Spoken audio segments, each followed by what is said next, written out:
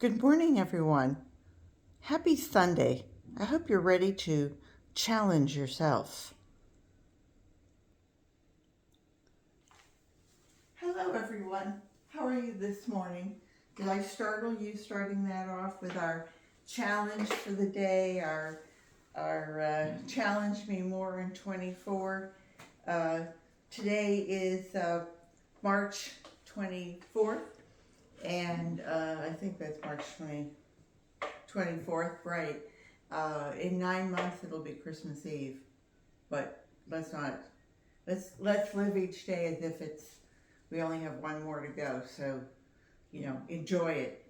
Anyway, this is all about collecting and recycling and moving 2,000 pounds out to the backyard and out to the front yard and incorporating it back into my soil so that I can grow my soil and make it healthier and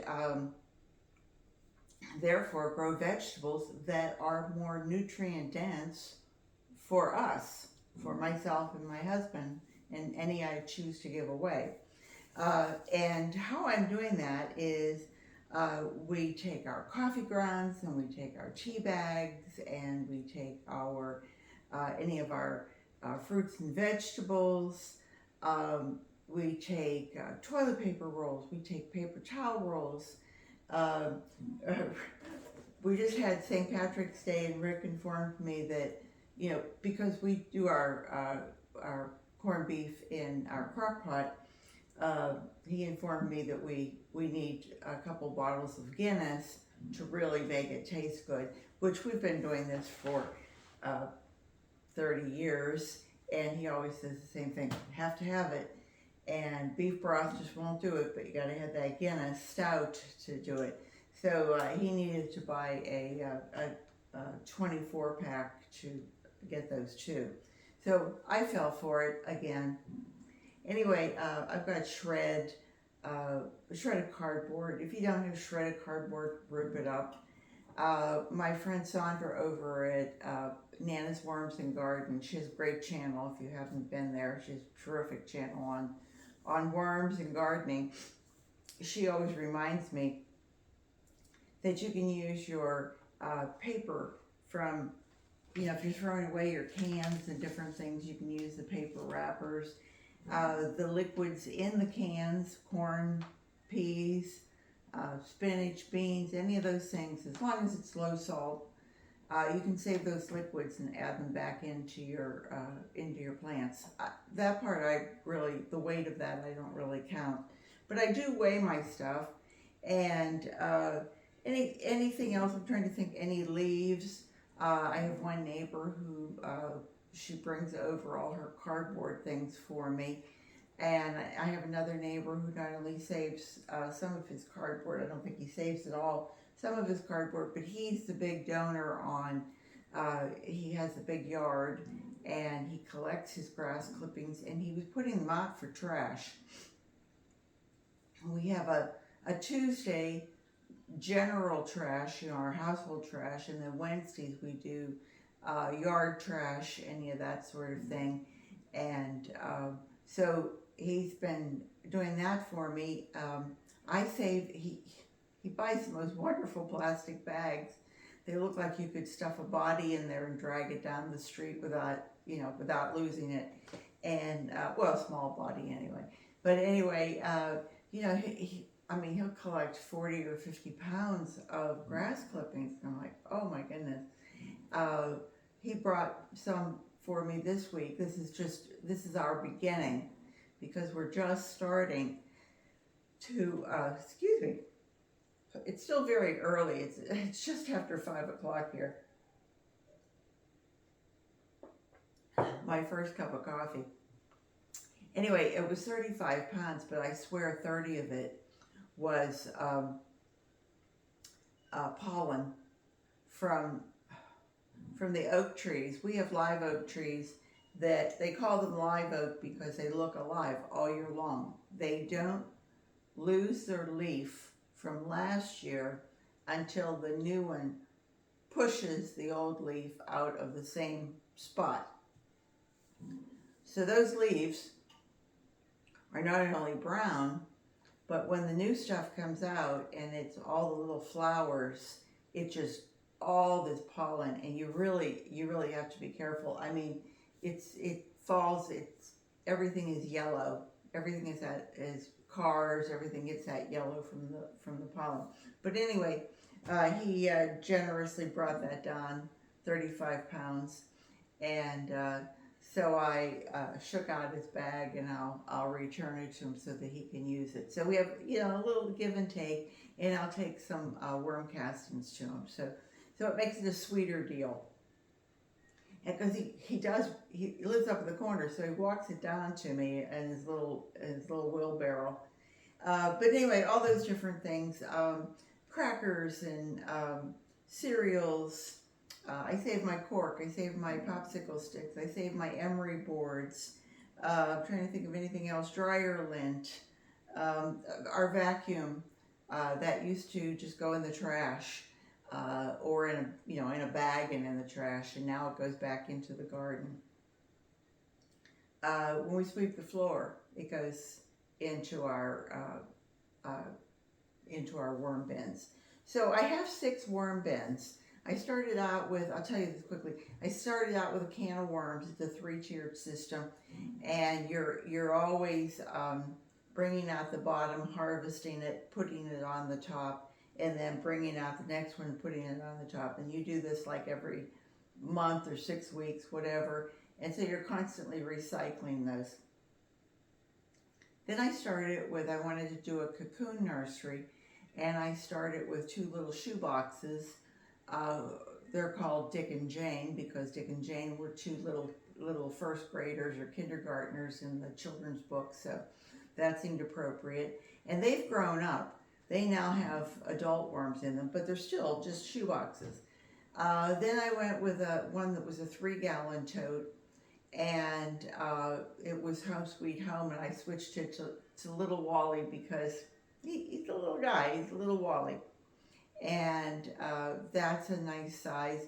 And then I had a neighbor who was moving, and she gave me her waist-high, they're a waist-high planter. And it's just a small, the planter itself is only about 7 or 8 inches deep, and maybe 8-9 inches across, and about 32 inches long. It's something that maybe you would have out on your porch, and you could have your geraniums or whatever. Well, I have it in my back porch. There's a screen back there, and the sun starts in the east and sets in the west, and that's a preserve back there, and I only get a couple hours of sunlight. Excuse me. And so nothing was growing. Well, I started out with Miracle Grow potting soil in each of them. And all I was getting were just like things would sprout, but they were very, very leggy. And so I had added worm castings to it that I had sifted, and I didn't see anything in it. And as things were dying back, I have a hair that's fallen off of me. Excuse me, it's driving me crazy. As time was going on, any cocoons that I missed were producing wisp baby worms, and those wisps were growing up. So as the plants were just, they were dying back, and I thought, this is a wasted effort, and I was going to take it up and clean it, and I started to scrape through this, and I was finding worms, and they were all red wigglers, and I thought, where did they come from? And so that was the birth of Jack and Jill. And so now you know my story of the worms. So moving right along, we do this. It's a fun project. It keeps us both active. Rick has become really good at recycling. I mean, he takes his little note to the grocery store because he loves to grocery shop, and he grocery shops 3 times a week. But he takes his little note, and he has it, and he rips them up or scratches or whatever. But when he brings his home, instead of just throwing it away, he takes it back to what we consider our computer room, office, what have you, and that's where the shredder is, and he lays it by the shredder. Now, 156 of these, since he shops 3 times a week, 156 of these is not going to be a huge weight, but still, when I said to him, gee, are you saving those? He said, it's something. And I thought, what a great way to say it. This doesn't weigh anything, but over time, it's something. And I thought, he's gotten on board. How wonderful. And so if you can't teach an old dog new tricks, you know?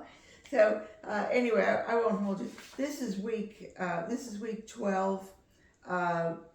We weren't really doing our, 40 pounds times 50 would be the 2,000. So we're kind of aiming for that. And we were having a little hard time there in the beginning, but not too bad. This week I got 44 pounds, 14.4 ounces, for a total of, so far in 12 weeks, we have 351 pounds, 15.3 ounces. So if you said 352 in 12, we're close. We're not doing too bad. It's not great, but it's not too bad. And I'm sure we'll catch up during the summer. But, if there's something that you can, else you can think of that I should be recycling, please let me know. Our leaves, we do, shrimp shells, I forgot to mention that one. Both the fruit and the vegetable peels.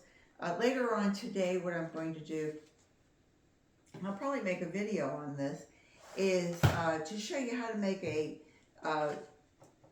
banana recipe for a fertilizer. And you can do the same thing with your vegetables. Now, we had corned beef, cabbage, potatoes, and carrots.